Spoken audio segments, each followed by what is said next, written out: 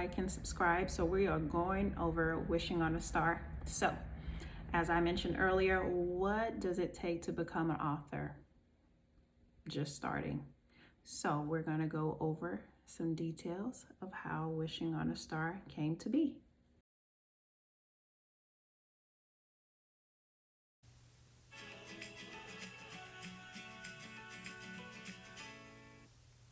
Welcome to my YouTube channel. Please click like or subscribe to continue to get updates. So today we're going to talk about Wishing on a Star. This is actually my second published book, and I wanted to go over a few commonly asked questions as an author. So what inspired me to write this book? So Wishing on a Star, it actually came to me last year. I became an aunt to my niece and nephew.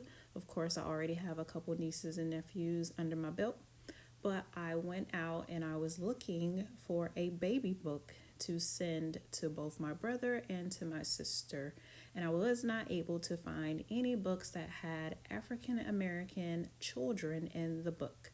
So with that being said, I decided to create one. So as you see here, this is the blank canvas. I was able to come up with the title first and the cover page, but this is where it began. So it started off with Wishing on a Star, and of course later on as we go over the book, you'll see it actually fully develop. So a lot of times your ideas can come just like this, blank. You will have somewhat of a plot, or maybe a title, maybe even a character, or maybe even what you want a character to look like. But until you develop it, this is basically how it starts, right? So you kind of do your layout here. You can add page numbers if that is something that's easier for you. You do not have to do that in a book. It is totally up to you. However, for me personally, it's easier for me to number them in the beginning when I am actually putting the images into the book so that I stay on task. So what inspired this book is realizing there was a void in certain books. It's easy to buy books that have animals that represent mothers and fathers and foster parents, adoptive parents, expecting parents, multiples that are waiting on twins, maybe celebrating a rainbow or a sunshine baby. But I wanted a book specific to the African American community, so this is how Wishing on a Star came to be. So what did I learn while writing this book? That it is okay to start over. It is okay to revamp what you thought would be your end goal. So of course this font changed. The images actually rotated from here or there. This image was one of the second images that we actually created for this book. So I wanted the umbilical cord to look like the tree of life. I was very adamant about that. I wanted a fully developed baby. So what I did was actually presented a ultrasound, my actual ultrasound of one of my sons, to the illustrator, and she was able to recreate this. So the circle kind of reminds you of Earth, and so a lot of my images actually have dual meanings a lot of time. There are times that pictures actually were duplicated or turned into illustrations in actual books that I have actually published. So, fun fact. So what surprised me the most during producing this book is being able to bring the characters to life and realizing how detailed the books are. You can use blank space, you can keep it white, you can bring your own personal pictures to life into illustrations, right? You can name the book whatever you want within reason, right? So this is what we did. This is a totally changed. This was the initial thought that I thought I was going with. But of course, when you buy or purchase this book, you will see that it is totally different. So another fun fact, the baby with the pink pamper on is actually a real life picture of me. We just used my baby picture and put it into a crawling state to make it a little bit easier, right, on the eyes. So this was really cool to create. This is actually a picture real life picture of my son. So what we did was remixed it and I named this baby Star. So you will actually see the toddler version of Star later on in the book. I thought this was super amazing. I wanted to gravitate and be able to depict the different characteristics of hair textures and skin tones. Skin tones are super important. I thought it was amazing to be able to have the mom holding the baby boy. She was pregnant, holding the baby boy, and then as she got older with her hair turning gray, her waving, saying goodbye to him. Maybe he's going off to college. But again, you'll never be too old. Here, I wanted to create a character that had a little bit of Asian descent and in this is the passing down of a traditional dress and how it changes over time. Here, I wanted to gravitate towards the textures of hair, of course, so we were able to create the twins in this one. This one is actually something I thought of, a spur of the moment. I thought was super cute. Thought about birth announcement. Thought about older parents sometimes deciding to have kids or adopting. So I implemented a picture of my parents into this illustration, which you will see how it all comes to life later. And then, of course, the elements of a brown baby. So that's why we have the hot cocoa, the brown sugar, the chocolate, the honey, all these little things that are essential into making a brown baby. This was actually something that came to me in my dream, and I woke up and I wrote it down and I said, we have to do this. We have to figure out a way to mirror the sunshine into a baby and also the moonlight into a baby. So this is how that came to life. And then as you see here, text boxes. There is no right or wrong way to write a book, okay? So what surprised me the most is that, of course, like I mentioned earlier, rearranging some of the images and changing. Change can be good. You do what feels good to you. Suggestions to become a writer, just write. You will learn as you go. No one can tell you all the rights or the wrongs. Each person learns differently. So, another fun fact. So, in the beginning, when I created Wishing on a Star, I was so excited. This was when COVID was still ramping up over the summer. And I was like, I am going to send this to celebrities and all the people that I know that may be expecting. And this book is going to pop. And so it did not, and that is totally fine. But I am totally 100% proud of my product, and I know that it takes time, but I'm going to continue to work, and that, over time, other people will find it. So that's why it is important that you love what you do.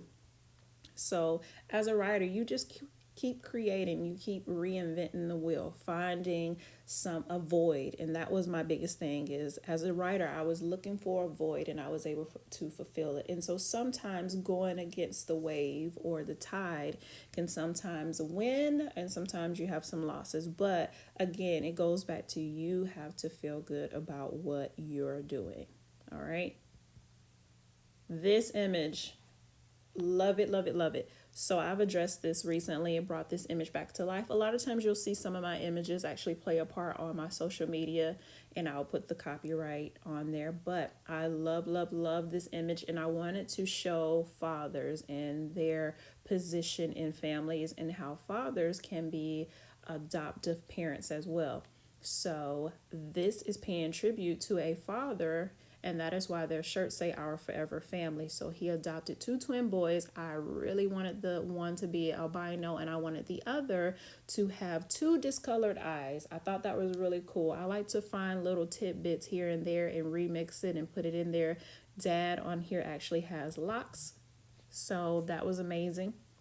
This is an actual picture in our house. And so I gave the illustrator a picture of myself and my husband, and so we brought this to life. This was a dedication to my nephew who was born in January. I thought it was really cool to have him on the moon. This is an actual picture of my oldest son. He was actually born premature at 32 and a half weeks, and so I wanted to make sure this book captured essence of my own family. This is an actual picture as well. And then voila, the end. So these are the babies in the book as toddlers now, or 5-year-olds maybe. And so I also pay tribute to my husband's business called Heroes. And so you'll oftentimes see characters with his brand on. And I love, love, love it. Some of the boys, the twins, our friend that says preemie toddler, and even little hints into the boy illustration all capture essence of my own sons. And so I love, love, love being able to create different characters. I have a lot of students who are Muslims, and so I wanted to pay tribute and salute them as well. So I created Star. As you see, she was the one from the beginning with the bracelet, and so now you see her with her hijab on. And I think it's always important for kids to always evolve and learn. There's no one right way to do anything, and so this is my way of introducing different elements into the story. All right, so last and final question: how long does it take to write a book? It takes however long you want. I just wrote a book and it took me 1 day to write it. I actually submitted one book to Scholastic to be reviewed, and I should hear something back by June if they take up my book idea. Some books come to me in my sleep, and so I'll wake up the next morning and write them. There are several times that I can write a book in maybe an hour or two because I have this very vivid imagination, and then there's times that books may take me a month. I am currently working on 2 books, one book that addresses autism and another one that addresses ADHD.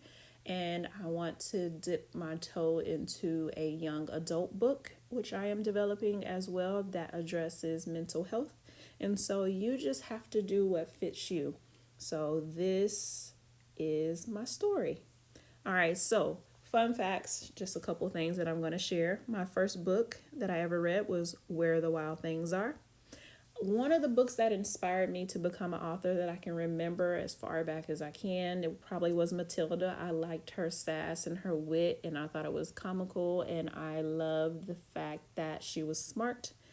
The last current book that I just read, I would say maybe last weekend, The Stars Beneath Our Feet. And the new book that I am going to read is Long Way Down by Jason Reynolds. So 2 of my favorite authors would definitely be the late B.B. Campbell Moore, and then I absolutely love Alice Walker. I have more authors I actually enjoy, but those are the top 2 that I can think of. And that is all that I have on this part. So stay tuned as we dip and dive into Wishing on a Star. Wishing on a Star.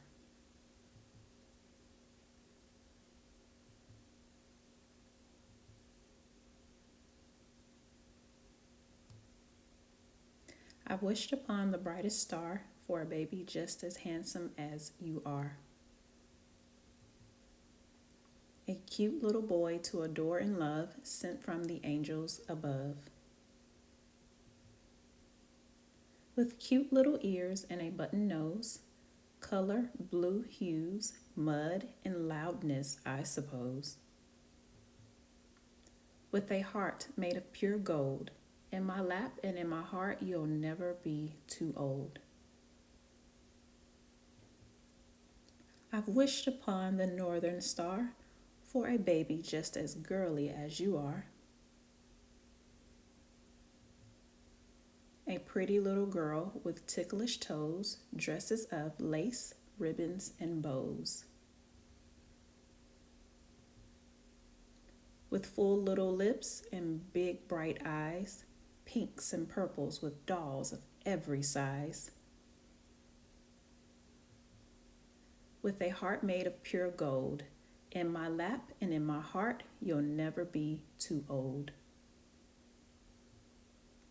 I've wished upon the brightest star for a baby as beautiful as you are, with 10 little fingers and toes in all, a head full of hair, or none at all. With a cry that separates you from all the others, the only one truly known to only your mother. I've wished upon a shooting star to guide you through this life no matter where you are. Whether rainbow or sunshine, baby, once I felt you, there was no more me, but we.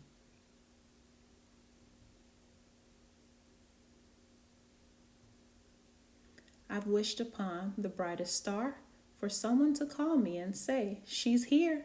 With anticipation and nervousness, you were greeted with a gentle kiss. There is indeed no greater moment than this. I've wished upon the northern star.